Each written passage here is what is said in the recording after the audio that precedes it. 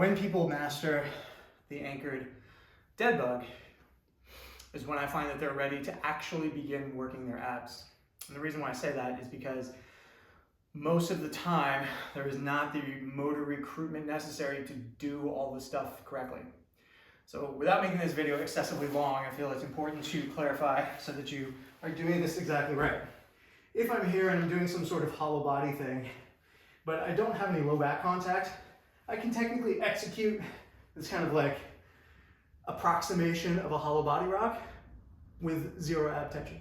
I literally have an absence of ab tension. I'm kind of just like flailing myself back and forth, which is very different than if I were to have both of my shoulders and my hips off the ground. That second part being what we're focusing on and what tends to be most elusive. And then I get into my length, which a little out of room here, but hip, you can see I truly have that rocking position, okay? So the anchor, and this could be anything, bottom of couch, heavy dumbbells, a bench with some plates on it, doesn't really matter. The goal is it gives me something to anchor with. It could be a post, just like so, it could be a doorway, it doesn't really matter. From there, I'm pulling myself up. Now, how high I pull myself up determines how difficult this is gonna be. This is gonna be relatively easy. I kind of not really loaded, everything straight up in the air, but depending on how compromised your midsection is, well, that very well might be the stimulus you're going for. The goal I would have for you here is how much can you get your hips into the air? Step one. Step two is lower them just so that there is a bit of space. Let's call that like 3 inches of space. From there, how long and out can you take your leg? Harder, easier, easier, easier, easier as you go up.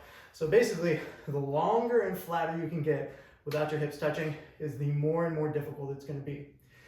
Now, why does this matter at all? Well, I want to add some length to my hip flexors to create a huge long lever on my abs. If I can do that, I can do pretty much anything. It's the absence of that tension and my hips just won't stay up there. It's like, look, I'm doing it. Well, this is, at this point, absolutely nothing. Those hips have to be up, boom, like so. So, as a gateway to all of your higher level ab movements, I need an anchor to pick up my hips, to get some length, to stimulate the hell out of my core, anchored by my hip flexors in a way that I feel doesn't really get the job done elsewhere. So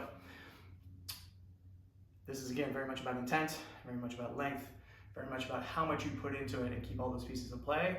If you do it correctly, your abs will be absolutely toast.